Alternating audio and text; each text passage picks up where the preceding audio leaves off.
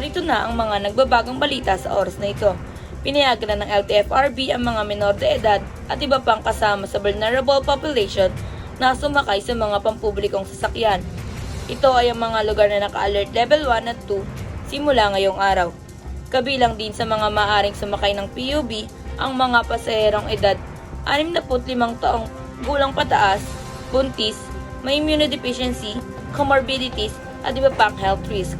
Patuloy naman sa implementasyon ng health protocol sa lahat ng pampublikong transportasyon. Istrikto ring pinatutupad ng LTFRB ang 70% sa mga PUB sa NCR, Bulacan, Cavite, Laguna at Rizal. At yan ang mga nagbabagang balita sa oras na ito. Ako po si Laika May Avila.